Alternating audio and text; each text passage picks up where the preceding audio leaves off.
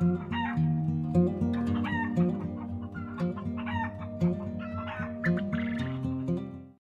are out here playing because it is snowing. Huh, bud? No snow cake. Good.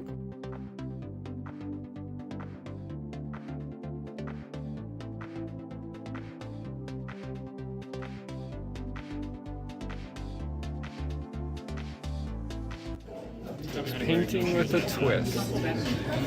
So this is the picture we're going to be doing here. I know it's supposed to be like linen and glue or whatever, but no glue is always better. Can you paint that picture? You're gonna shake. Sure. I'm turning around. Step one, we had to paint them gray. Painting this as a picture. There's mine. There's hers.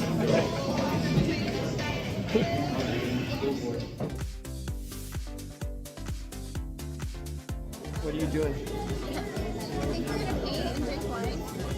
We're gonna paint this picture. You're gonna have your wine. I'm gonna have my Red Bull. How do you think you did? I did my best. Does it look like the one up there? No. I think we did a good job.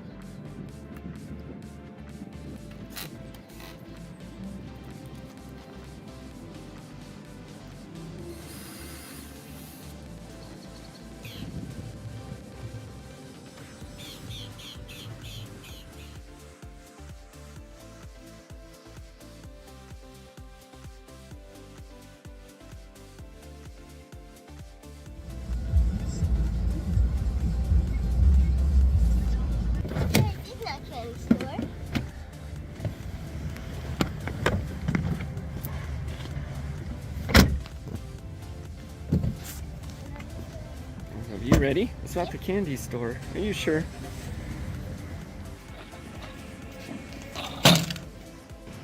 Alright, now that we have a truck and we can actually get this stuff home, we're gonna get a board for the floor.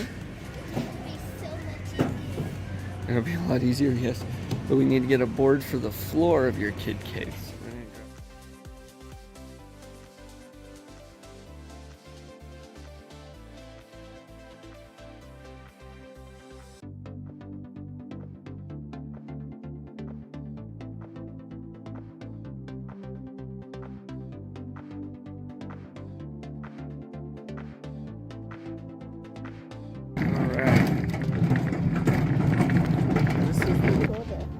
It's still so cool though.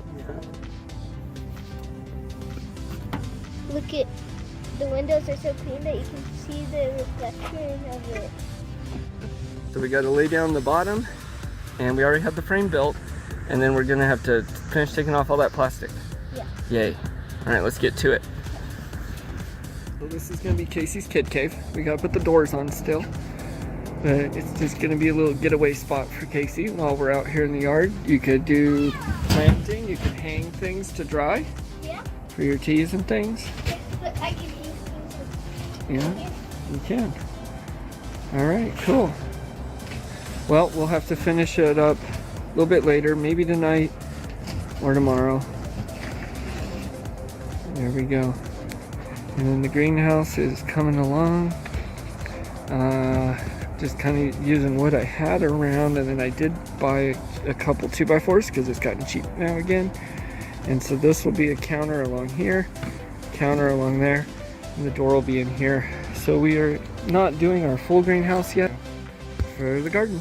And then over here where I'm standing, we'll be planting a lot as well. So we got a lot to get ready.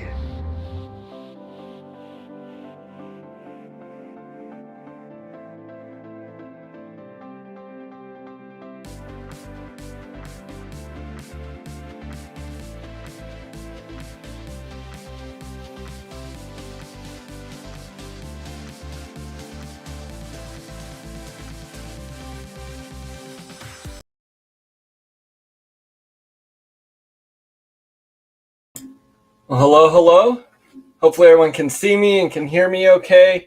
Got a couple people in here. Well, welcome everyone. Well, for anyone that doesn't know, I think everyone in here does, but for anyone watching maybe later or in the background there that doesn't know, my name's Matt here at the Grafted Branch Homestead. We are on our urban homestead where we are learning skills and doing our version of doing the things now in order to prepare ourselves hopefully for some more land and more animals and more homesteading later in life. And so these are my Saturday night live streams. So I like to share some. We do a little bit of DIY, which we'll be doing tonight. I've been on a kicking the chemicals kick here lately and trying to get rid of all the harmful things that are put on my body, or as much of them as possible, heading on that journey. So tonight we're going to be making some shampoo, actually making 2 shampoos, and I'll explain that in a little bit. 5x5. Awesome. Thank you guys. You rock. So we'll be doing that. Let's see. We got some update on our Silkie eggs and our plans there. Some other going ons and whatnot. First, let me hop in chat, see who's here. So let's see. Mr. Landfill is in here first. Hello, hello, Mr. Landfill. Good to see you. Hope everything's going okay for you. I think last I heard from you, or one of your comments, you were getting a bunch of books, I believe. And so we talked about books last time, and I was supposed to have my book read and ready to explain, but it has been a busy few weeks here, and I haven't seen you guys in a couple weeks. So only got a little bit of that read. I haven't finished that. So when I do read that book, that's Where There's No Dentist. And so when I do get that finished, I'll share that. Let me turn my little banner off so it doesn't continue to scroll the entire time like last time. There we go. All right. Anyways, and then we got Feathered Connections. Awesome. Popping in early to show your support. You rock. Thank you. And so you just post a video. I know a lot of you guys here have posted videos lately, which is awesome. But I just saw the one of your new little animal you got there. And so that is awesome. That's something we want too. We were actually watching little videos on that right before I hopped on with Casey and my wife. Verna, good to see you. Thanks for being here. Thanks for moderating. All right. If you guys haven't checked out Verna's stream, or anyone here is unfamiliar, you got to check out Vay's Place. Now, I usually always catch the Saturday morning stream, but she also does a Wednesday and then some others in there too, but just full of knowledge and meet a lot of good people there. So you got to check her out. You guys can drop your links if you type in GBH as in Grafted Branch Homestead in caps there. It'll drop your channel link. Or if you type weather in the zip code, it'll drop your weather if you like. We did. Yeah, we missed you over there this morning. Let's see. So we'll get caught up a little bit. Everyone's doing good, doing crazy. It looks like Verna had to run for coffee. I have clearly had too much coffee. So once this cup's done, I will be drinking water. No tea, no nothing. I need water. So I'll be on that tonight. Let's see. Oh, okay. And then we're saying, wow, nice. You must have been saying that to me and my wife's painting there, I'm guessing. Who else? We got Buster in here. Hello, Buster. So good to see you. As always, hope you're doing well. And we got Nikki in here at Short Pickings. Awesome. So it looks like you had an 82%, I think, so far hatched. 38 of 46. That's a great hatch so far. And you're going to give it another day. So we don't have quail eggs in the incubator right now. Quail eggs actually will go in the incubator probably the 25th.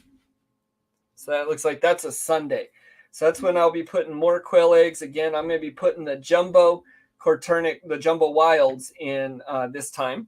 So as to be turning that flock over. Tonight, actually, when I hop off the stream, I'm going to be going and sorting some of my celadon, trying to figure out, which ones are laying those eggs, and getting a breeding set together that I need to sell that's going to someone, and then doing a little more genetics there. So I'll be doing that as soon as I hop off tonight. Let's see if we got anyone else. Hey, Gidros, must be Christina in here, possibly Aaron. Good to see you. Thanks for showing up. Appreciate you guys all showing your support there. Spice of Life. Oh, thanks. Reminded me. You rock. Who else? We got someone in here. Sarita Hill, good evening. Is your incubator holding up okay? You've helped me all week long build yours. Oh, okay, awesome. You caught that video. Well, good. I'm glad. So yeah, the little one I'm using right now is a little Cubonics incubator, and I'll show that in a minute. The one I built that you're referring to, absolutely love. I had to fix it just because I knocked a piece, but it actually works the best out of any of my incubators. I did do a couple things. I added some tape around the edge of the door to seal that off. I always cover my incubators in a wool blanket, so that helps around the edges. But there's a couple tricks. If you need any tricks there that I use to help keep the temperature the same, using water bottles or things like that, I don't know. Feel free to ask any questions here or email me, and I can answer any of those that help you out. But welcome to the stream tonight. People were saying, yep. Oh, okay, Mr. Landfill, your son collects and sells books. Was helping him last time. You collect Rebuild the World books in case SHTF happens. That is awesome. Yeah, I collect a ton of those books. I'm still reading 1 Second After. Haven't gotten all the way through that, but I like the how to rebuild type ones. I do have a lot of those too. That is awesome, Mr. Landfill. Not working. What is not working? Oh, Nightbot. Let me see if I can figure that out real quick. And we'll spend another few minutes here just chatting before I get on to the meat of tonight's stream. These Saturday night stream, it's because I'm not logged in maybe, usually lasts about an hour. And so that's about what I expect it to go to. All right, someone try it now if you would. Try GBH in all caps, and let's see if my Nightbot's working now. My computer was giving me trouble, so I had to reboot and all. Buster's asking if Verna's rabbit's bred. Yes, I am going to be speaking about other animals here too. Okay, so let me move on down. Oh, hey, we got Brooke in here. Read the series 299 Days. All right, I will look into that.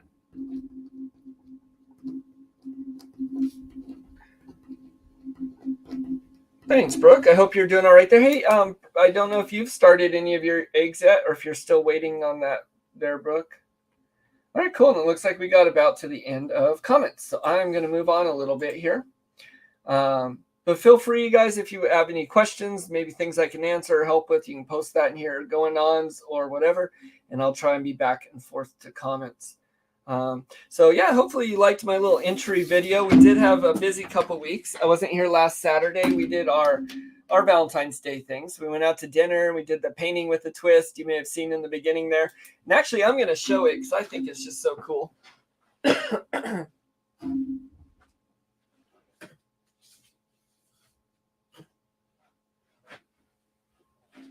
So this is the painting me and my wife did. Oops. Hope if I hold it the right way. Waiting for the weather to get a bit warmer. That's smart, yeah. So this is the painting we did. And so this side's my side. And this side's my wife's side. She's much more talented than I am. But I thought it was fun. And so we each painted a side. And then they came together. Anyways, let me move that. Absolutely fantastic. It was really cool to do. Too cool for school. Yep. Matt, seems your Nightbot is having the same problem yours did Wednesday. Need to reconnect it to the channel. Okay. Well, you guys may not be able to do that now. If you want to drop your channel link, though, we can do it for you. I was wanting Verna's link dropped there, but let's see. Okay. So I'll have to figure this out later. This might take me a minute. Oh, and maybe it's doing it. Did it do it? No. All right. Yeah, it may not work. If it wasn't working for you, I'll have to get it fixed too. Yeah, thanks. So we had a lot of fun. I really, really enjoyed it. And so we weren't here for the live stream, but we were out doing that.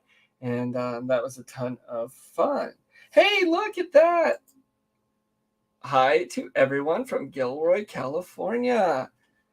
So how are you doing there, Katrina? It is good to see you. Thanks for stopping in tonight. always good to see you. And so I missed the cooking this month. I was working, but I'm going to go back and cook that after. If you guys are unfamiliar, she does Katrina's kits, and if you join, then they do a really fun cooking thing together. Yeah, so that's a lot of fun. So I guess let's go ahead and hop into updates a little bit. I'm going to talk a little bit, and then I'll show the Silkie eggs, the incubator, and all that after we make the shampoo, just because I have the camera set up to that already. Doing okay, sick still. Oh no, weather is rainy. Here, all of our snow's melted off. It's been cold, but warming up, nice and bright and sunny. So our last frost is the 15th. So we're zone 7B here. Now look, now it looks like Nightbot might be connecting.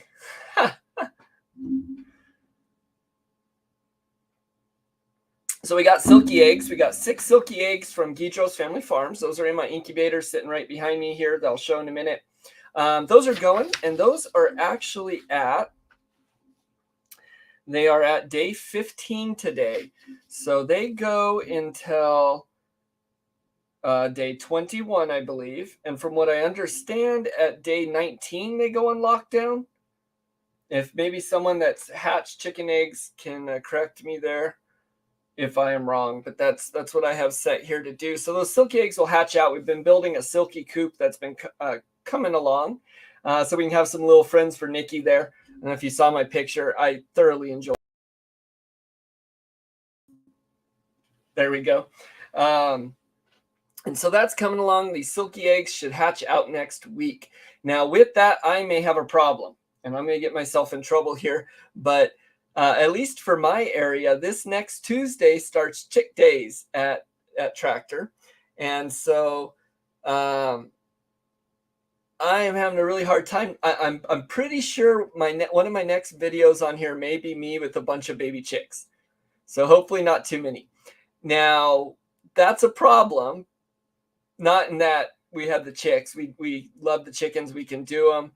We sell every single egg that's laid. They're all on back order. So we need that.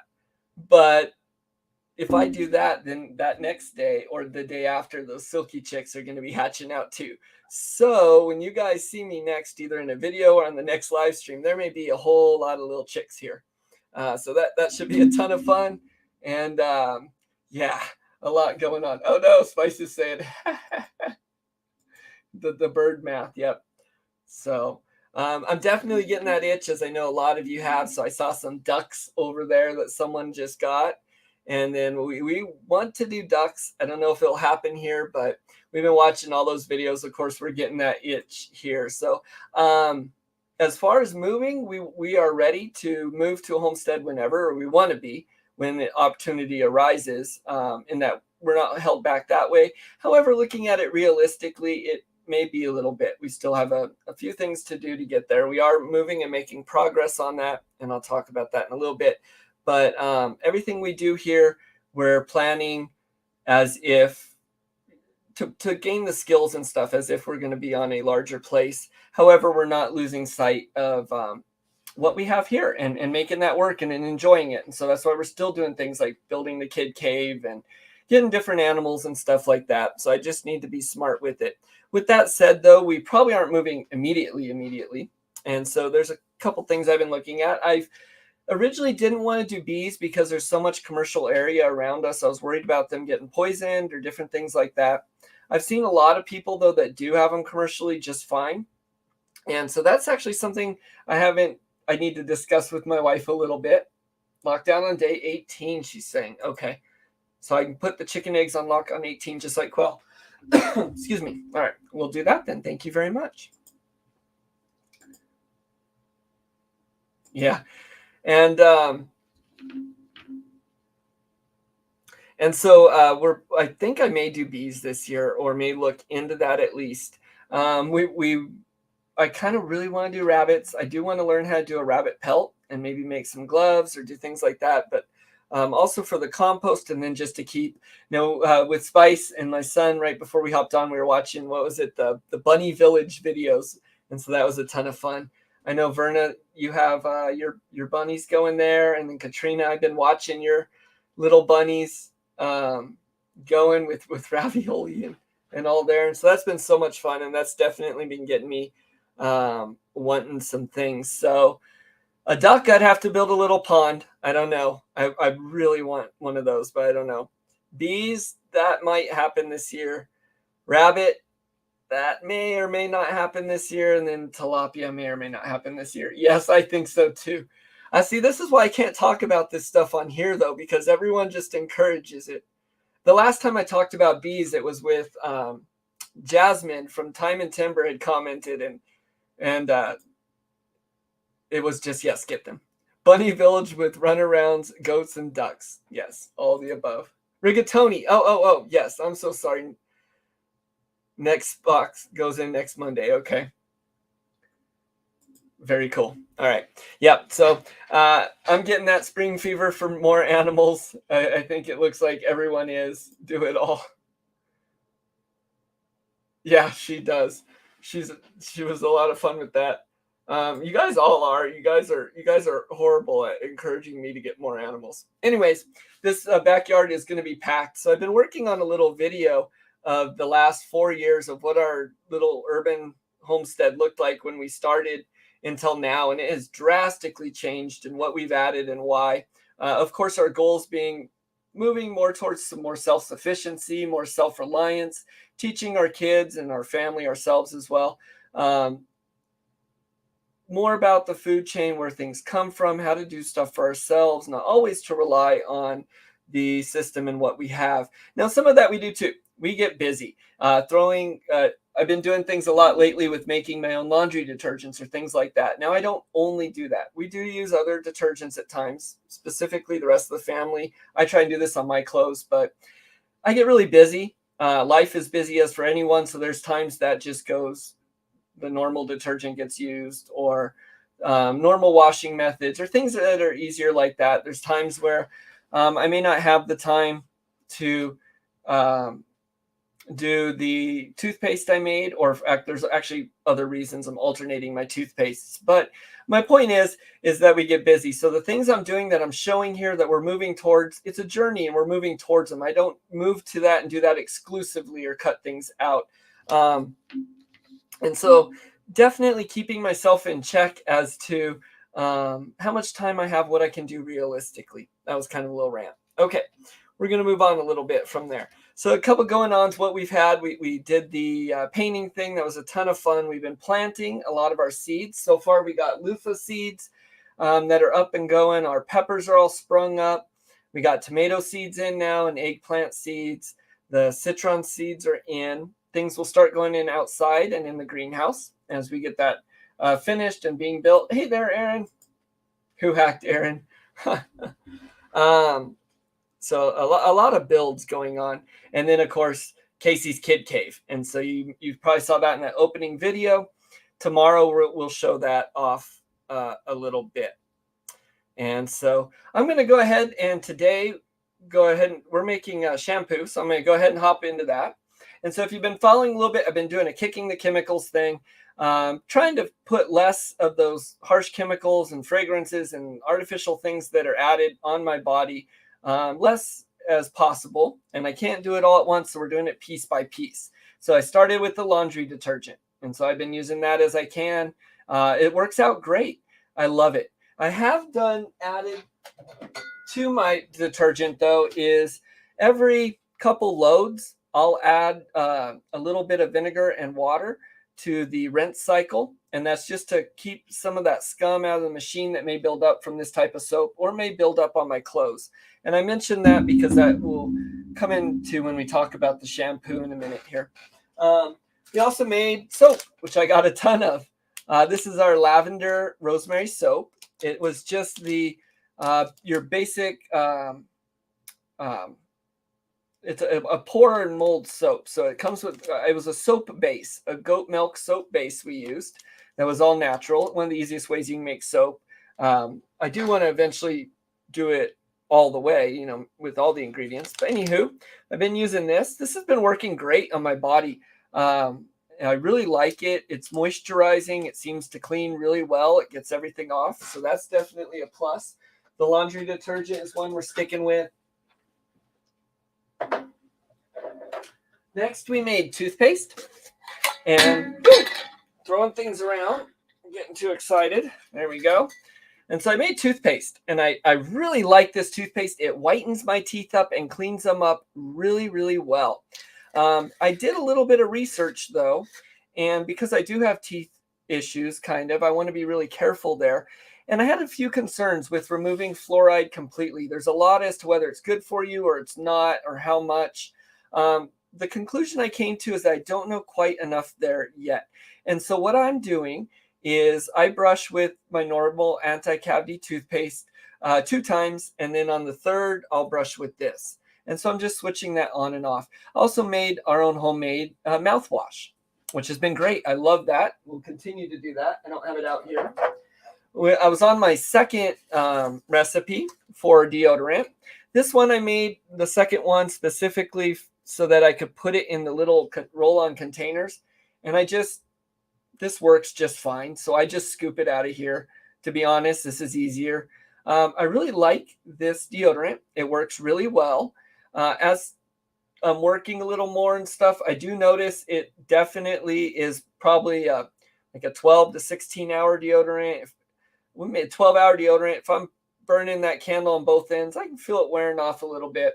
I did cut out antiperspirants though, so that's been something that I've had to get used to. Now, with kicking the chemicals and making your homemade ingredients and stuff, your body does take a little getting used to these products, I've noticed. But once it does, it seems to respond a lot better. So today with making shampoo, from what I understand from these recipes, your hair can take a little bit of time to get used to that. Everyone's hair is different. Some people have oily hair. They'll have dandruff. Maybe you need something that promotes hair growth or different things. Of course, beard hair. And my beard's crazy, as always. Beard hair is different than your head hair. I'm not doing beard oil tonight. But shampoo. So I picked a pretty good shampoo. And in the description below, I left ingredients. The one I picked is a green tea honey shampoo with peppermint oil. So this supposedly is supposed to promote hair growth with the peppermint oil, the green tea, and the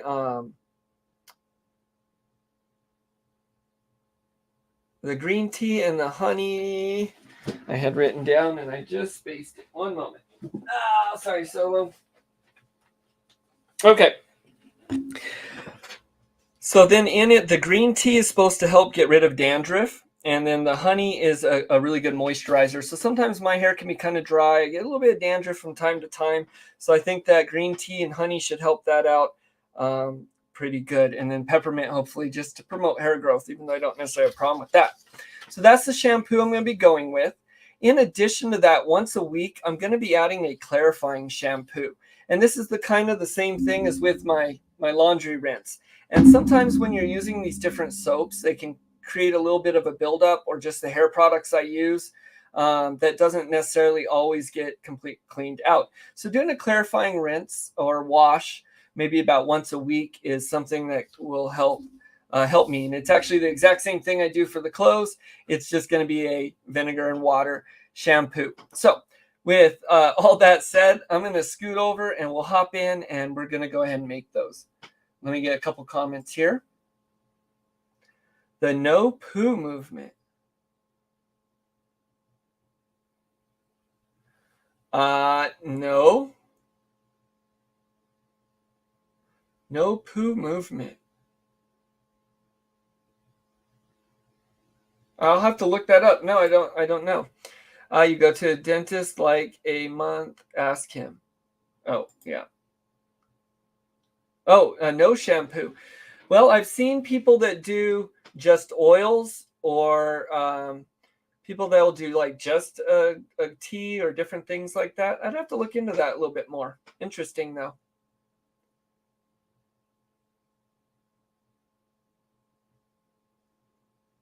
Interesting. I've heard of the no shampoo and how it takes time, though, to get your hair almost stripped of the shampoo buildup. Okay, so maybe a clarifying rinse before that.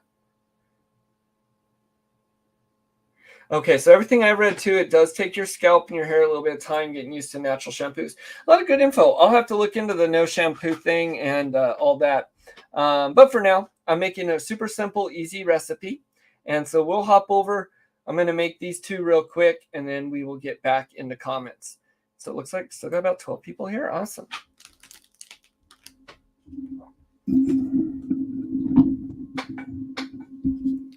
Yeah, hopefully everyone will be able to hear me over here. Excuse me. All right, so the first one we're going to start with is the daily, excuse me, the DIY clarifying shampoo. This is the easiest, and this is the one I'll do once a week. So we're going to go ahead and start with that. I just have a jar so I can mix everything together, and then I'll end up putting them in my shampoos in these little jars here. And then Spices reminding everyone, yep, hit that like button if you would. It definitely helps out. And if you're not subscribed, subscribe.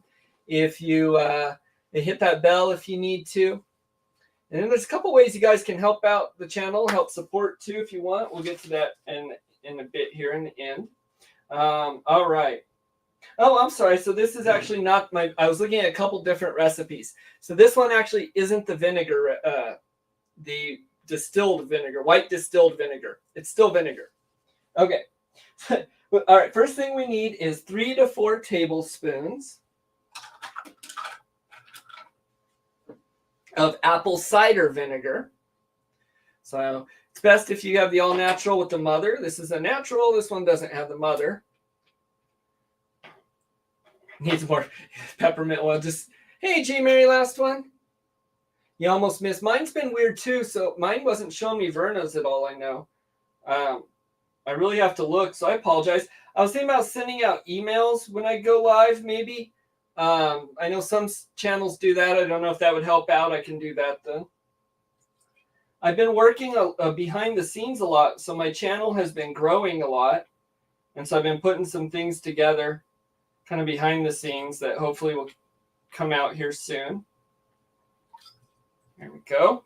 So I got 4 tablespoons of apple cider vinegar. And then I'm going to do 2 cups of water. I've got some distilled water here. And so that's all this is vinegar and water. And this I'll use once a week.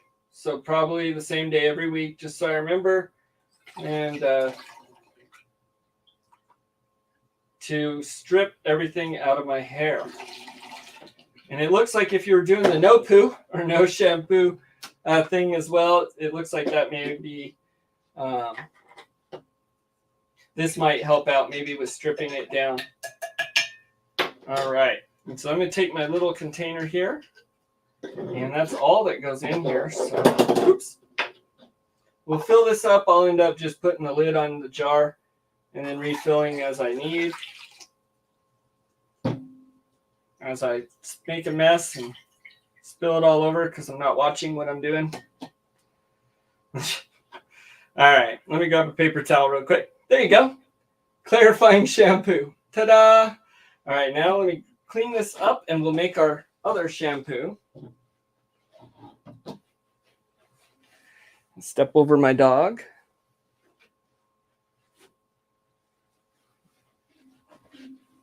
Excuse me, dog. Excuse me, doggo. All right, cool. There we go. And so now we're going to do the honey green tea shampoo. This is one I'll use 6 days a week or majority of the week there. So the first thing I'm going to want to do is 2 tablespoons of honey. All right.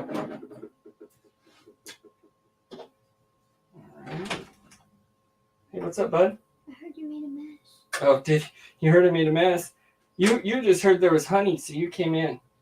Oh, you brought me a towel? Thank you very much. I appreciate that. It's Farmer Casey here. You guys will get to see him tomorrow. But tomorrow's stream is going to be a little different. So we'll talk about what that's going to be in a minute. Would you mind grabbing me a couple more of those tissues right behind you just so I can set this spoon on it? Yes, sir. Thank you very much. Appreciate that. All right, thank you. Okay, so we got 2 tablespoons of honey. We need a teaspoon of jojoba. Thanks, bud. So I got some jojoba oil here. And you can use an olive oil or a different oil. And this is going to be a teaspoon.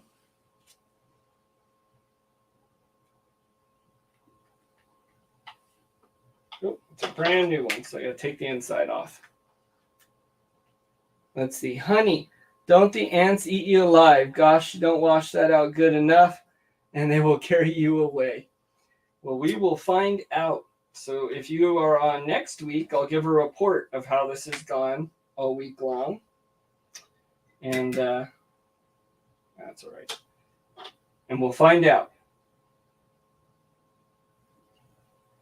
So there's a teaspoon of jojoba.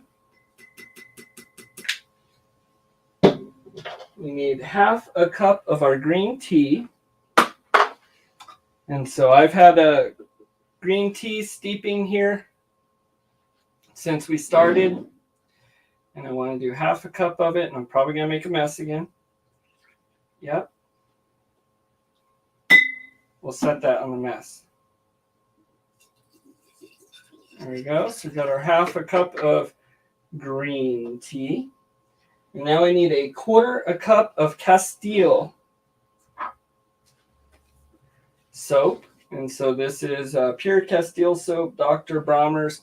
There are recipes where you can use other things if you don't want to use a castile soap. Fern is back. It's getting warm in this room. Okay, there we go. So 1/4 cup of our castile soap.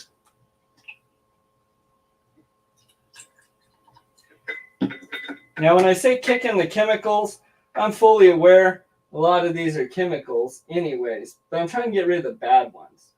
All right, and then I need a tablespoon of aloe vera.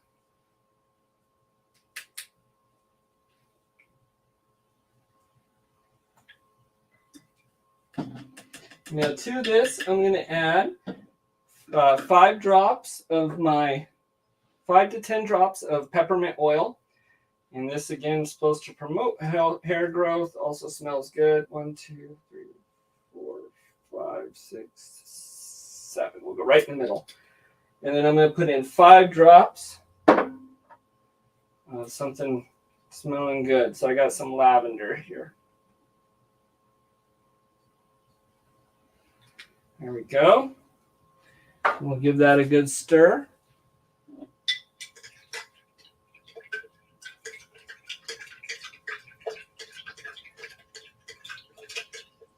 And I don't want to stir it too much because it's going to froth all up. But you do want to mix it all together really good. And then I'll get my little container. I got my mess all over the table here, so I got another one of these little containers. We'll use our funnel.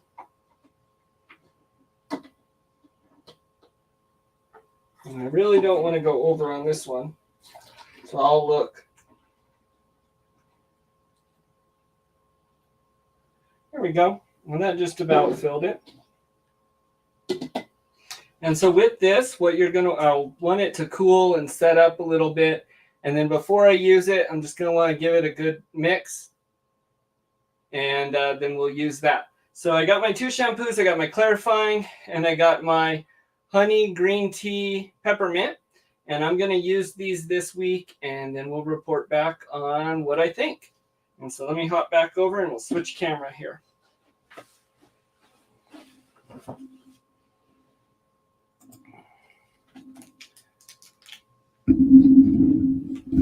And I'm going to crack the window because I'm getting pretty hot in here.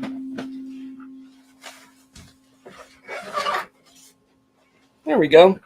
All right, awesome. So let's see. Matt, you should have been a chemist. I don't know about that one, J. Mary. Okay. And then you were saying, honey, you check your email. I don't check my email as much as I should. And you were saying hi. All right, cool. So let's see here. Our Wally World sells that aloe in gallon jugs. I get a lot of things from Wally World. I've been wanting to try and use Azure Standard. So maybe sometime we'll do that, especially as I'm doing more of these products. I noticed a lot of them use a lot of the same ingredients that we're making. And so buying those in bulk would definitely help on the cost side of it. And we're doing it to get rid of chemicals, things like that. Also the cost side. I mean, if you look at what you spend on laundry detergent, I've had this for like at least 2 months now. I've barely gone through it. This thing cost me maybe a couple, maybe $1, $2. I mean, so that saved a lot of money. Azure is great. Yep. So I haven't looked for conditioner next. The goal was I was going to do conditioner next week, and then move on to a couple other things. So I haven't done that yet. If anyone has any good suggestions, feel free to drop those in here. So I will talk about the shampoo for just another moment. Then I'm going to show some of my seed starts, and I'll show the camera. We'll show these eggs real quick. And then I'm going to hop into my little rant or little talk that I wanted to do tonight. And that was just kind of on hoarding and what my take on it is. And I'll give some of the mind to Matt on hoarding for a few minutes there. And then we'll spend a few more minutes in chat before I hop off. Looks like we're at about 41 minutes. So we are right on schedule.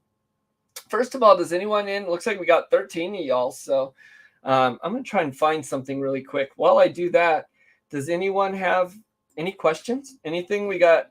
Maybe you're wondering what we got going on here, how to do something. If not, that's all right. But what I'm looking for is we have a map of grafted, branched, homestead community of you guys, kind of where we put people, where everyone's from. So let me see if I can pull that up, and then I'll explain it.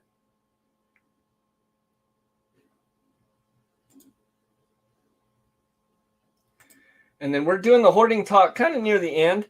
We'll talk about that, and then we're going to talk about how you can support the channel, where you'll see us next or when, and all that good stuff. So let me do this and pull something up. StreamYard, there we go. Okay. It's cold there, yeah. The issue I have with trying to find a natural from the store shampoo or conditioner is they all totally dry out your hair and makes it brittle. I've heard that too. Hey, Renegade, good to see you. Welcome. Yeah, I've heard that too. When I was looking at this one, it suggested honey in there as a moisturizer. I'm going to see how that goes. And so we'll find out. My goals here, because the reason I'm showing these products, how I'm making them and stuff in the live streams and not doing standalone videos right now, is because I'm learning. It's my first time doing them like now. And a lot of times I'm making it and then trying it out and letting you know how it is. So I'm doing that in the live. This is my discovery phase. And then once I get down what works for me and what I like about it, such as it doesn't dry out my hair or those different things, then I'm going to do the standalone videos of my homemade product approved or recipe approved. I don't know what you may, but yeah. I just looked fruit of the earth, health and wellness, aloe drink, 120 fluid ounces. Oh man. Aloe vera drink. The drinks are great. I love them, but that sounds really expensive. If you guys are picking anything up on Amazon, any of these supplies or anything like that, you're going to be buying them anyways. You're going to be doing it anyways. You can always help support our channel by, if you go to one of our Amazon affiliate links in the description and then you go search for whatever you want, it throws a couple bucks here our way or cents our way. That's one way you can help support the channel. But okay, so let me go ahead and pull this up here.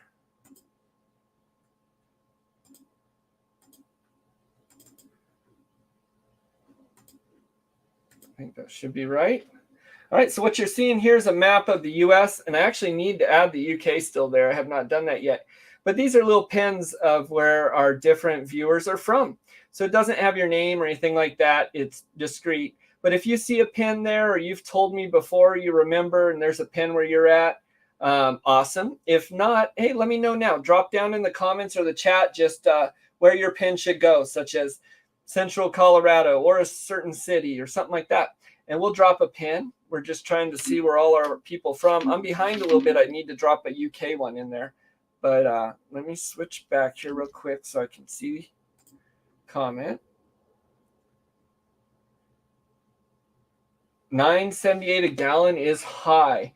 It sounds high. I don't know what it costs though, to be honest. So is it the drink, like for drinking or for using like all this, or does that even matter? Add Gilroy, California, she's saying. Yes. I didn't realize I didn't have you on there, Katrina. All right, let's add that.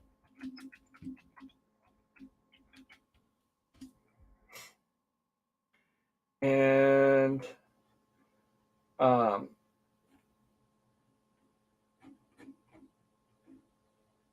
let's see here.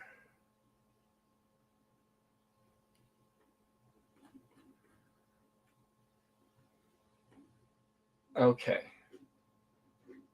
I'm going to be honest, I was looking at near where Gilroy is, and you're kind of almost central California there, huh? Okay.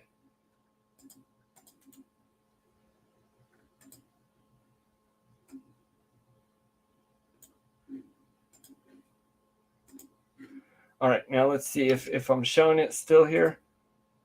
Oops. I'm getting fancy tabbing between screens, but I'm not that fancy. All right. Yeah, there we go. It did. It pinned it. Matt, we have aloe. Well, I know I have aloe. Abba Love, hello, Dallas, Texas. All right. Oh, we can grow aloe. I do. Yes, I got aloe growing up here. That is right. Okay, so let me go ahead and I got to add Dallas, Texas real quick.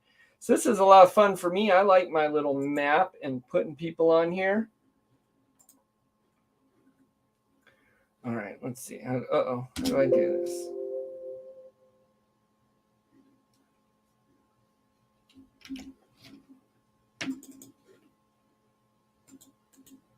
And I am getting to my hoarding talk, I promise.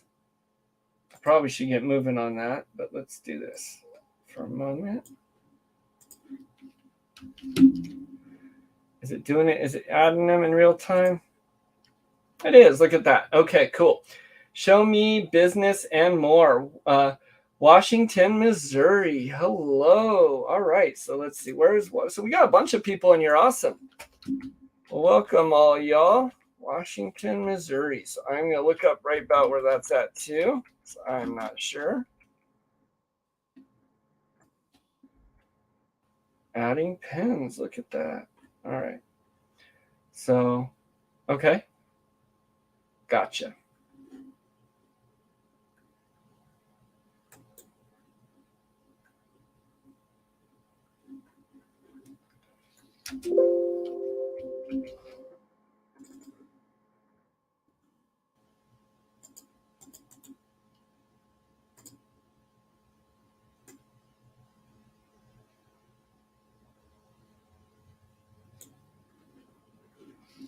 Okay, sorry everyone, bear with me. I'm almost done, I promise, for anyone that's not enjoying watching me do this. Okay, there we go.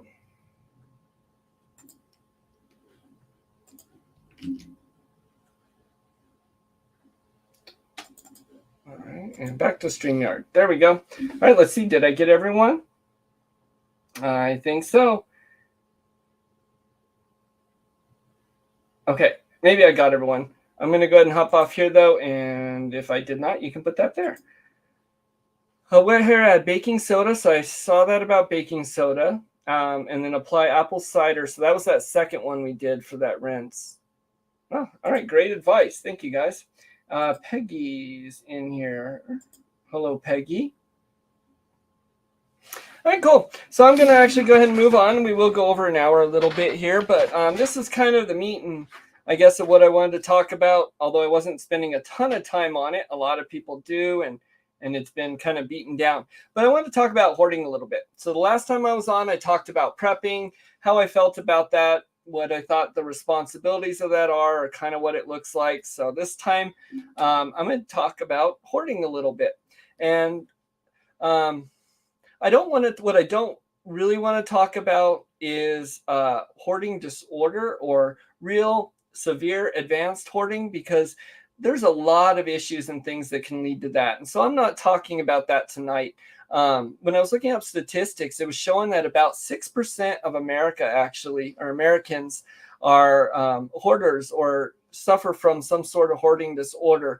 And so that can be caused from, from fear, from environmental factors or family things, or a ton of different things. So we're not diving into that today.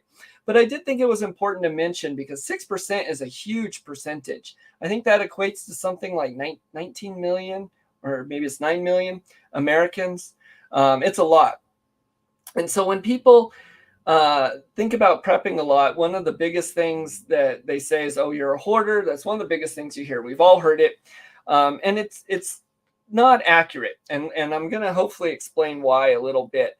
I think that because so many people do suffer from some sort of hoarding thing, it's easy for people to point a finger or to see prepping as that. So hoarding in relation to prepping and life in general, really, people can hoard anything. There's a lot of things people hoard, and they're not even always physical things. A lot of times people will hoard memories or hurt or depression or things like that. And where it becomes hoarding it is where they're actively looking for, or anger for situations, and they're piling it on. They're not doing anything about it, not organizing it inside themselves. It becomes chaotic and detrimental to their life and to moving on. So people sometimes can hoard feelings or things like that. They can hoard money. That's something people oftentimes will hoard and shove it away and stock it up and become Smeagol on a pile of gold, basically. That's hoarding. That's not okay. A lot of times when people will hoard things that sometimes it's a collection, sometimes it's a hoard. So if you're hoarding a whole bunch of mail because you don't want to throw away any stamp you've ever gotten, or and so you just have stacks of mail here and there and trashy and you don't know what's what, that's hoarding. It's not put in any sort of order. It's chaotic. It's just collecting. Whereas if you have a collection or you're a collector, you know which different ones you have. There's some sort of order to it or plan for that at least. Getting closer to preppers though, a lot of people think that they or want to, and I guess you can in a way, but that they're just trying to buy their way out of an emergency or out of fear or a problem. And so they want to go out and just spend thousands of dollars and throw a ton of food and supplies, thousands of Band-Aids on a wall, leave it there and hope they never have to use it. That can become hoarding in a way. There's ways it's not. If you have long-term food storage or things like that, I'll get into it. But that can definitely be hoarding. If you're going to the store and you're buying up everything and you're throwing it there, there's not a plan to it, it's not being used in rotation, then you can find yourself hoarding. Hoarding is an action. It can be a lifestyle. It's something that I think a lot of people, well, most people walk the line of whether they're collecting, they're messy, they maybe have too many hobbies or things like that. Prepping or hoarding, it can be a line that you walk between. And I like using it a lot of times as encouragement to not become chaotic and messy like that, and to not become a hoarder, but to continue the lifestyle I'm doing. So what is a prepper and the realism of it? A little bit. And so I'm going back and forth between prepper and hoarder just because those two are kind of tied into each other a little bit. When people think about it or talk about it, at least different TV shows and stuff have given it a bad name. Someone that's prepping though, or truly doing it right, is living a prepared lifestyle. You're a Boy Scout. Is someone that is actively putting thought into it, thought and action. And so what that looks like is having a rotational pantry. You may have a lot of food to whether prepare against emergency or inflation, or I just think it's wise, maybe between growing seasons. So you may have a lot on hand, but it's possibly dated. It's in a first in, first out method. It's being rotated. It's getting used. You're not just going out. If you don't like tuna, don't go out and buy a ton of tuna, fill up your shelves and let it sit there and go bad. Most certainly you're hoarding if you do that. But a true prepper has put thought into it, even with their things like Band-Aids. Now, I don't need thousands and thousands of Band-Aids. When I get to a point where I have more than I could possibly use or do something with, I'm hoarding it. When I get to a point where it is causing me hardships in life, maybe it's putting a financial damper on me, or the space we have, it's intruding on your daily life that way. It's causing you stress, fear, or different things like that. That's when you're crossing over from a organized, prepared lifestyle into a hoarding type lifestyle. Now let's see. So I like to prepare. I like to move towards self-reliance and towards self-sufficiency in those things, but I have to look at what cost that is to me. So when I'm doing different things, I talked a little bit about having the time to do things. So sometimes I'll do things manually. Sometimes I'll use, just the traditional methods because of time. I prepare for life, but I don't want it to do it at the cost of losing today, if that makes sense. There's very important things I need to do today. And so preparing for tomorrow isn't going to help me out necessarily if I'm losing today. And so it's important, I do think, to have some physical preparedness. I think skills and stuff like that are more important, but it is important to have some physical things on hand as well. It's not, though, necessarily, I think, smart to rely on that completely, because that can be lost at any moment. And so if you're just hoarding, you're just trying to buy yourself out of a situation and throw things on the shelf, that can be lost in a moment. And if you don't have the skills and knowledge as well, you haven't been practicing things, how to grow food, how to preserve food, or do different things like that, for example, then you've missed a whole lot of it. I don't think you're living the preparedness lifestyle. I think you're just trying to buy your way out of a problem. So what kinds of things do people hoard? We talked about that a little bit. People hoard all kinds of things. Money. They hoard food. They hoard maybe memories, or some people refuse to let go of the past, so they hoard that type of stuff. Some people hoard animals. We talked about animal math or bird math, quail math. You can hoard animals. And when it becomes chaotic and it's no longer at a point where it's manageable, it's not beneficial maybe to the animals or to you. You're living in a mess, it's not healthy, or things like that, then that's definitely hoarding. If you have a lot of animals and you're providing the space for them, their needs are being met, it's not infringing on your life, your health, your things like that, then and you're using them for food, maybe in rotation or selling or enjoyment, whatever it may be, maybe you can see some of the differences there between it. So what does hoarding look like to me? Hoarding to me is when a collection or a hobby or passion, whether it be preparing or anything really like that, crosses that line into being somewhat organized, somewhat with a purpose, used maybe on a long time frame, but being used, into being chaotic, into negatively impacting your day and your life. That's kind of where it crosses. So there's definitely some dangers in hoarding. It can affect your health. It can affect, what people think of you. So that's going to affect your message, what you tell people. If they're thinking negatively about you because you're doing those things, that doesn't help. It can affect you financially, your relationships, your space you live in, a lot of different things. Now, are there benefits to hoarding? I think so. Maybe not to hoarding, but to thinking about hoarding. So some things maybe you should hoard.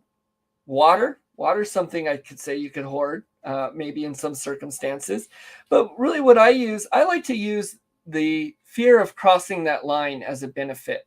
And so when my life starts becoming very unorganized, or there's a lot of piles of things, I'm finding myself maybe getting afraid of what's going on. And so I go out and buy a bunch more Band-Aids. We'll use that as an example. When maybe I already have hundreds and hundreds. So that's not something I necessarily need. Well, I'm not living the prepared lifestyle or those things, and I'm not thinking about that. I should at that point realize, well, I already have hundreds of Band-Aids. That's not something I need. Am I doing this out of fear? Don't do that. I'm hoarding. I like to consider myself not a prepper, not any of those things. I consider myself a survivalist. Now, I know there's a lot of tags with that term already, but when I look at it as I'm surviving this life. I'm just trying to get through this crazy life. And part of that is using wisdom to seeing what things may be coming up on, what things are in the future, and how I can help out tackle that for myself and for those I'm responsible for. So that looks like having some long-term storage of food, some extra food and water on hand, extra processes to get that, such as the quail, water filters, water systems, or the multitude of things I show here. Mostly it's the skills, learning that, and then passing it on to my family. So I use the fear of crossing into that chaos, because it can easily happen to anyone at any time, to keep me organized, more organized, hopefully, or to keep me thinking about my plans, what I'm doing and why, and so I don't cross into hoarding. So, yeah, I guess that's basically my notes. It's not a whole lot or a big thing. I think hoarding is a lifestyle, just as preparedness or surviving is a lifestyle. It has to be something you're actively thinking about and doing to avoid. So there's my rant. I'm going to hop into comments a little bit and see if anyone has anything. Then I have a few things I'll get to before we kind of close up the evening. And it looks like quite a few comments here, so we will run through them. Let's see.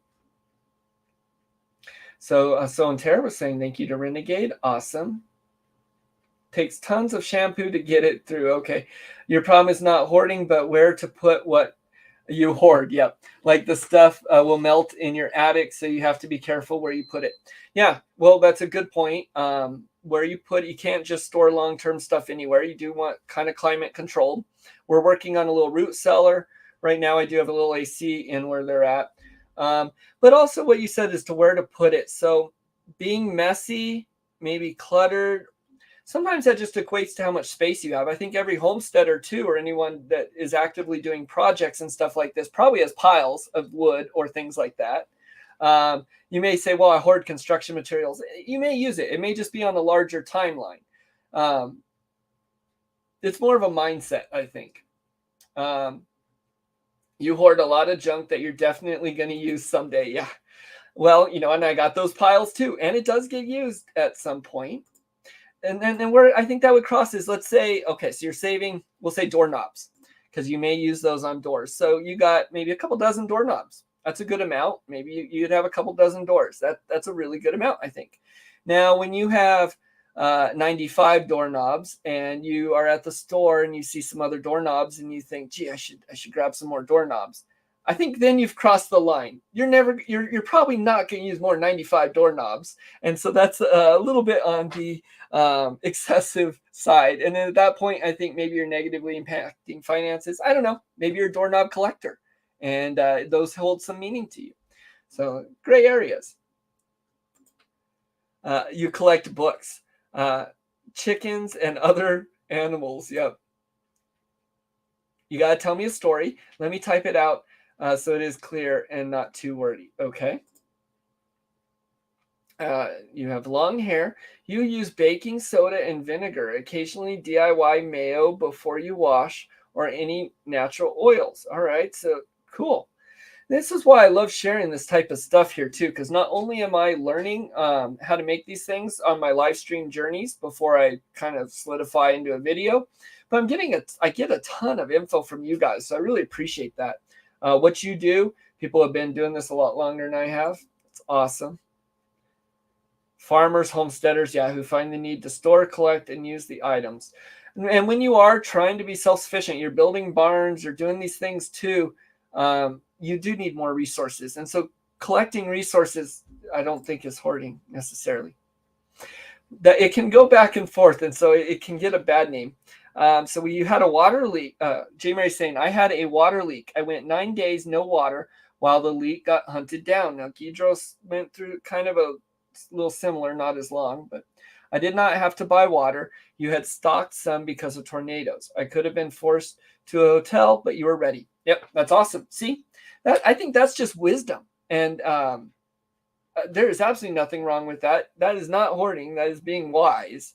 Now, I'm talking about in excess. Now, I think water hoarding, you would have to have, if I have more than I could possibly consume without adding another drop to it for years and years and years, that might be hoarding a little bit. But I feel like our philosophy on preparedness is very in line with each other. Awesome. Yeah, I think so. I think the big thing is you can't do it out of fear. When people start letting fear, and this is for other types of hoarding too, a lot of them, I think, people will fear maybe not having enough. The people that went through the Depression, they would hoard things like twisty ties and in excess, and that they're not really going to use. Some of them would, and some of that was done out of fear of not having or not knowing. Some people will go through a loss in their life, whether it be family or relationships or a home or something, and so they hoard to keep up. Some people will fear the news, and this is happening a lot more lately, but they'll watch the news, what's happening, and they get afraid, and so they go out and they'll spend, $400 or $500 on toilet paper, like we saw. Now that's hoarding. I had enough toilet paper to get me by here, and that's awesome. I had it already.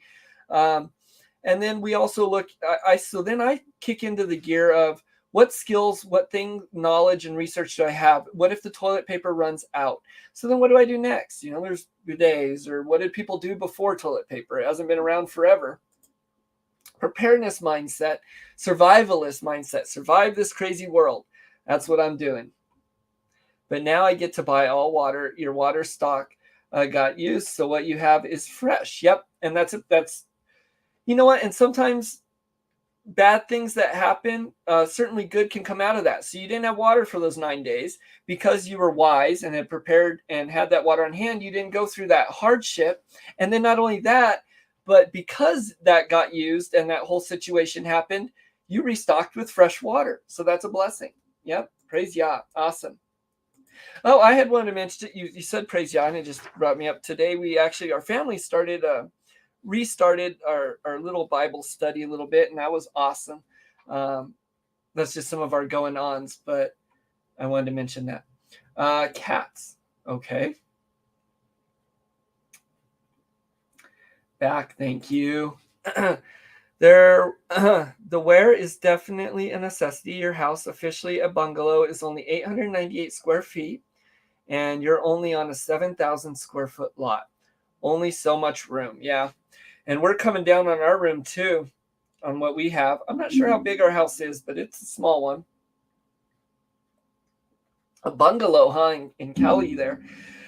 Katrina, though, I love seeing videos of your place. It's just so gorgeous. You and I like watching all y'all places.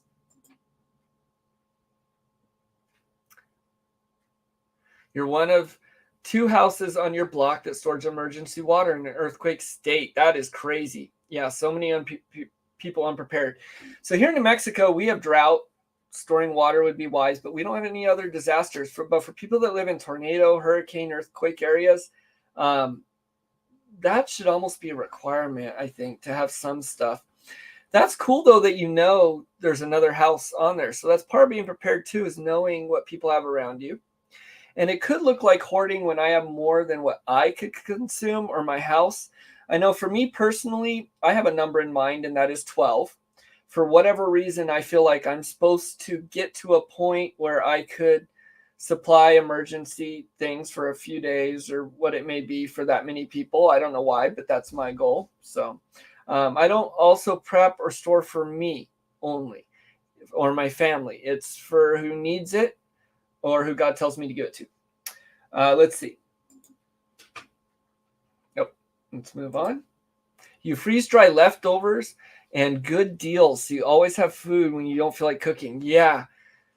Food preservation is a huge skill to have. I really want a freeze dryer. And Verna, that is awesome. Yeah, doing the leftovers and things like that. I've tried canning leftovers and stuff, and that gets a little trickier. But freeze drying, I know a couple of you got those freeze dryers. That is cool. And freeze drying food's awesome because it will store forever and takes less room, less weight.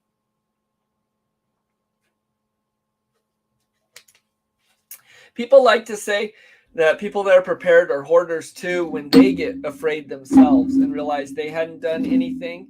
And those same people that don't do anything to prepare at all, they're the ones that rely on everything to be given to them. And so when those supply chains stop, they get fearful and mad. And they think because you have, you should give to them too, or you shouldn't have because they don't. It's fear and anger is where that comes from. And we should not live by fear. I had enough toilet paper here because I always buy 2 large containers when they are on sale. And that's part of preparedness mindset too. And redundancy is right. 2 is 1, 1 is none. So when you go and you need 1, buy 2. That's just, you'll go through it. Yeah. Washable. Yeah. A lot of people got to that point. I thought that was a funny thing, that people's instincts. Oh boy. I also dug a pond if I needed to. You could drink that too. Yeah. Yeah. And so, there are people who get seriously hurt or pass away or whatnot in the woods or in different situations where there is food and water and things around them in the desert here. And they'll die just because they don't have the skills to how to harness that. Like, you could take a plastic bag and put it around a branch on a tree with the leaves in there and tie that. And in the day, the sun is going to cause that water, that moisture to collect in that bag. Take that off and drink it. There's a lot of different things you can do, but skills is the biggest prep you can have.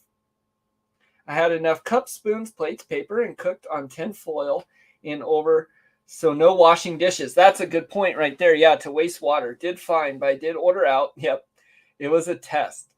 Yeah, and I like thinking of emergency situations as tests too, especially when they're small emergency situations, just in case anything big happens. I wanted to point that out, though, because that's a good point.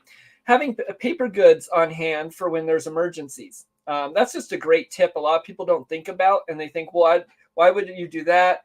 That's a finite resource. I can just have a dish I can wash over and over. Water you use way more water than you think, and it is one of the most crucial things. And in a true emergency situation, you're not going to be wanting to allocate your water to washing dishes and stuff as much as possible. Paper goods. Something it's good to keep on your shelf.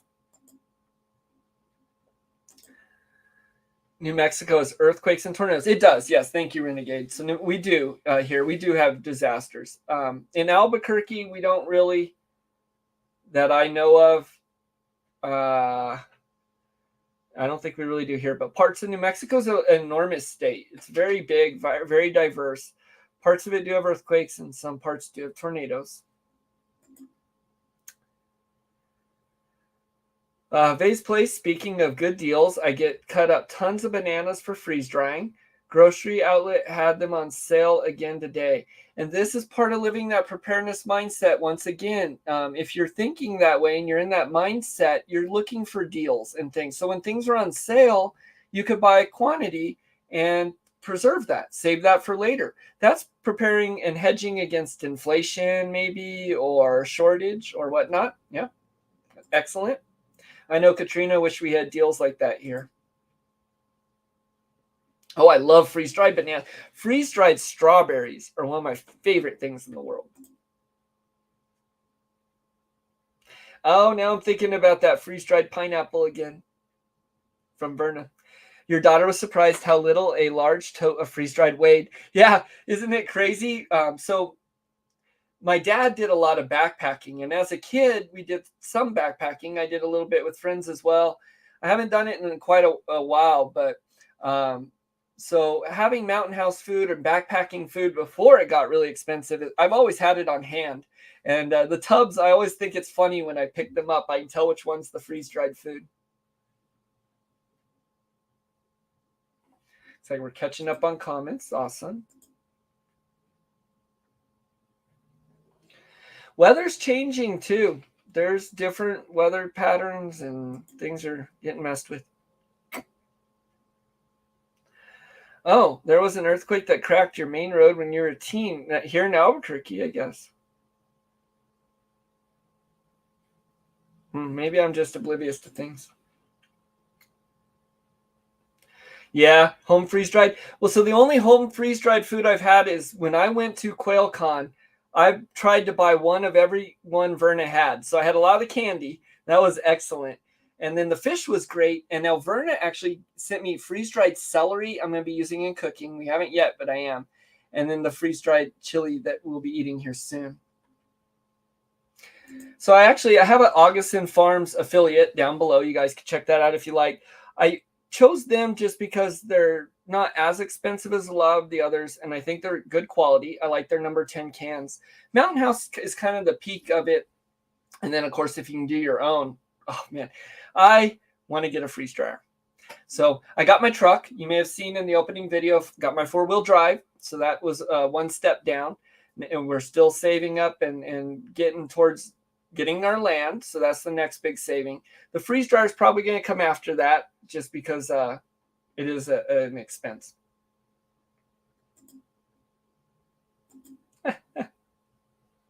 Oh, I know. See, why do I talk to you guys about these things? Me and my wife talk a lot about freeze dryers. We do. We go back and forth. It really makes so much sense because, like you're saying, freeze drying leftovers and things like that. Now with canning, you have to make sure the pH is right, salts are right. It's a lot longer of a process, so I really need to devote time to it. And that's one of my biggest things I just don't have. You got to watch it. Stand there and watch it. Freeze dryer, though, man, that would save so much money in the long run. I really do think. I think it would save a lot of money in the wrong. Oh man, I'm gonna leave this stream, getting a bunch of new animals in the freeze dryer watch. Oh, and I still gotta get my KitchenAid too. I didn't get that. I was planning on getting it. I don't know if you knew this, babe, but some of the money I put down on the truck was gonna go to buy a KitchenAid, but I ended up having to buy a truck because my car went down. So. All right, cool. We're at an hour 16. We're caught up here on comments. It looks like the only thing I still have left is just to let everyone know when we'll be on next and all that, how you can support our channel, and a couple updates there. So I'm going to go into that real quick. If anyone has any other comments or things you want to say, discuss, or questions, feel free to put that down, and my ADD self will go right over to that as I am right now. Living off grid, so Renegade's off grid, and hauling water in teaches you water conservation. Yeah, disposable stuff leaves you with trash to dispose of too. Yeah, all things to think about.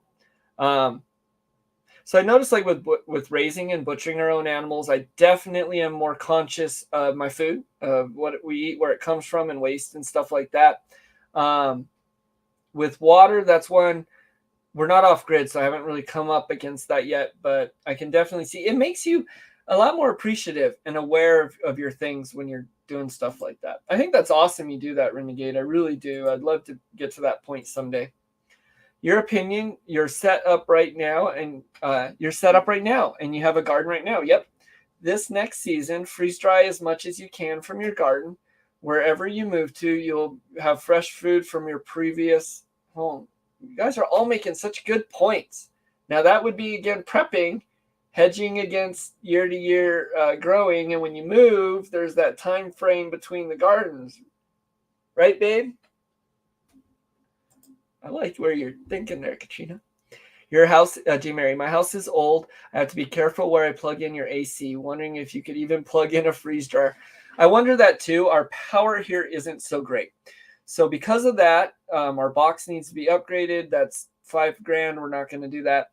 All of our outlying buildings are on solar, and all of our backyard is. Everything I'm adding is on solar. I was really curious about doing the freeze dryer on solar and how much that would take. So that is something I'm still looking into.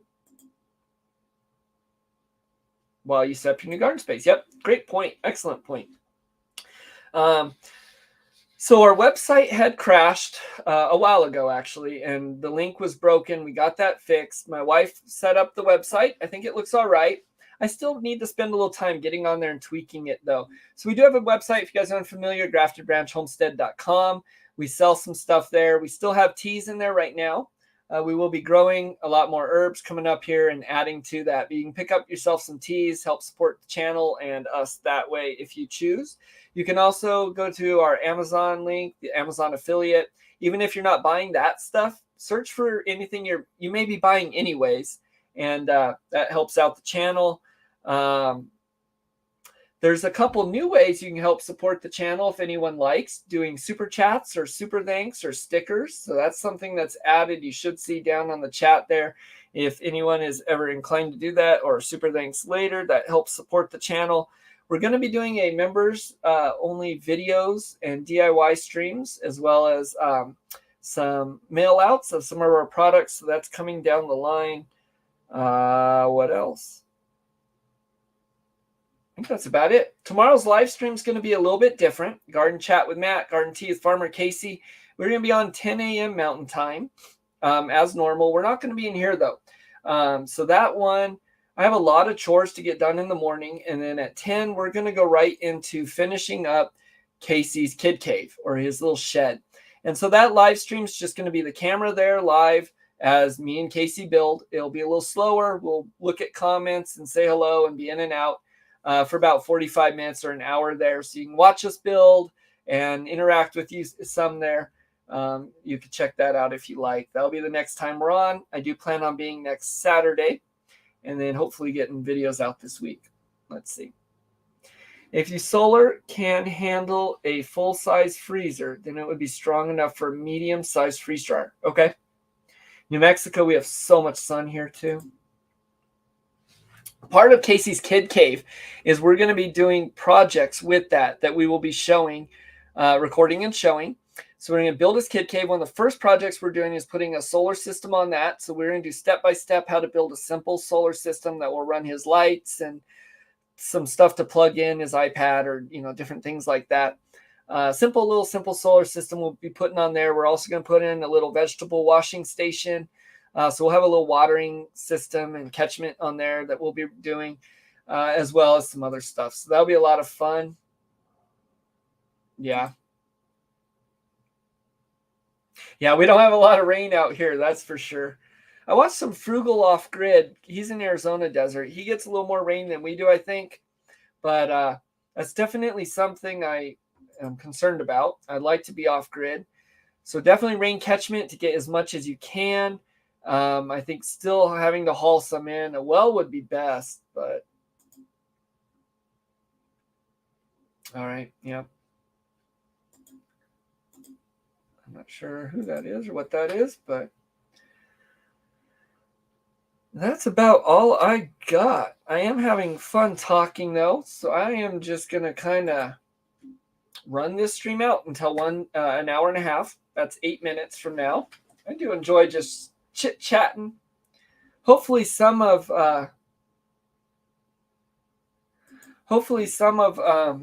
what I talked about, hoarding and prepping, helped some people out a little bit, or clarified some things maybe.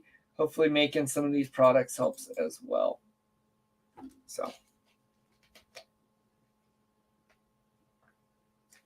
all right, loofah. So the loofah seeds, are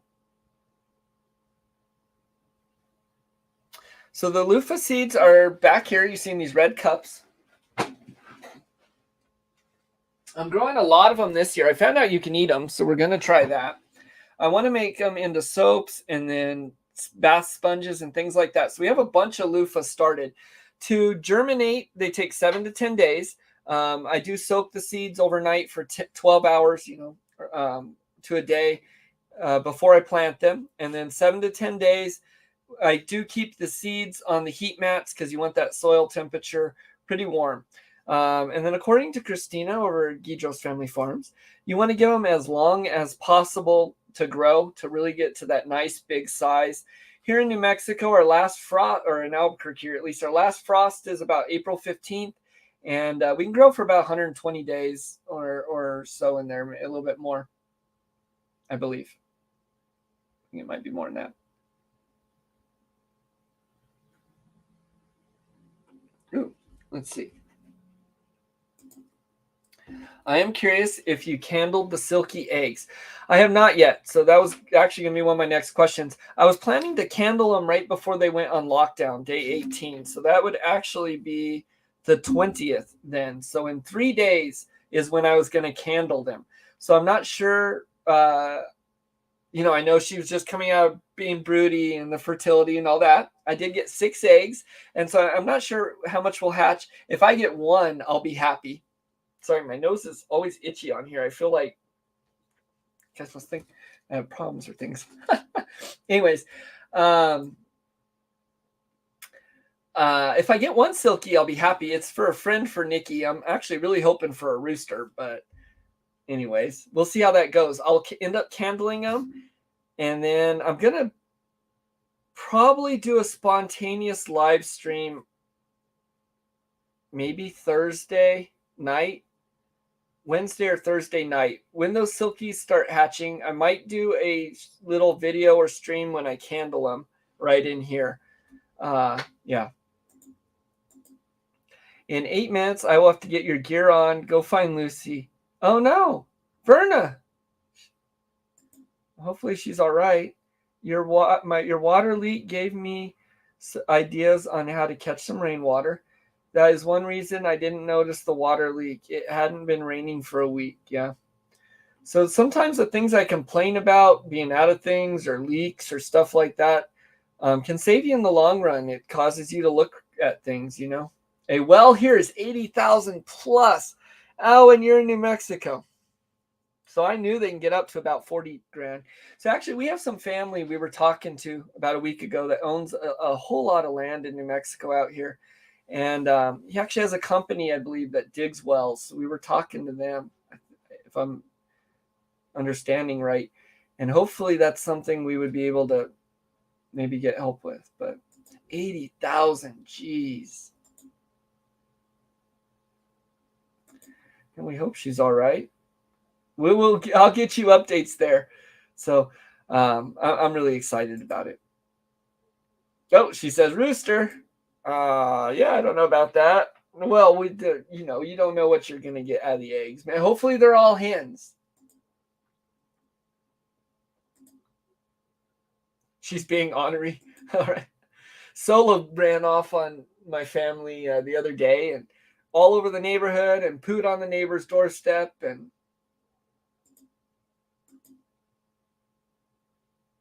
oh no. Well, good luck, Verna. I'm going to be getting off in a minute here, but I hope she comes back for you. So I'm going to show this little picture again just because I really like it. What do y'all think of the Silkie wearing the cowboy hat? Well, where I am, a well can collapse, as many have in the area. Okay. So I know Albuquerque sits on an aquifer. I wonder if that has anything to do with it. So they can just collapse. Wow. Well, we were looking at land possibly up like Moriarty Way, so that's kind of opposite direction from Los Lunas. It's where we are here, but I don't know if that has anything to do with it. You think it's cute? Okay. I liked it.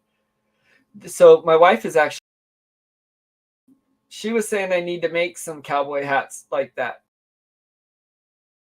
with our little logo on it. I don't know. All hands, yes. All hands, Ella. Uh-huh. The LOLs for Silkie with a hat, not for well collapsing. Well, I'm glad you clarified. Verna, she went to visit her friend. Verna's been having some videos of her walks along is it the Miami River there in Ohio? Beautiful, absolutely beautiful. I've been wanting to do some walks along the Rio Grande here maybe and show that. I think that would be fun. Our whole state is on aquifers. Okay, yeah.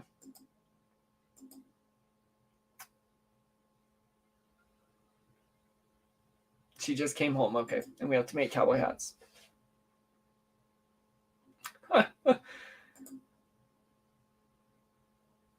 All right. Well, I'm going to be getting off today. You guys all rock. I really enjoy the fellowship. And you guys make this possible. Thanks for coming and joining. Hopefully you join us tomorrow or next week. Other than that, get out there, live with purpose. Don't hoard. Be prepared. Be wise. Do the things. Have a blessed day. It's a pet's world, and we're just living in it. We'll leave on that. Have a good day, y'all. Thank you very much. We'll see you next time. And thank you, Buster, for watching. Thank you, Verna, for moderating too. And I'm glad Lucy came back.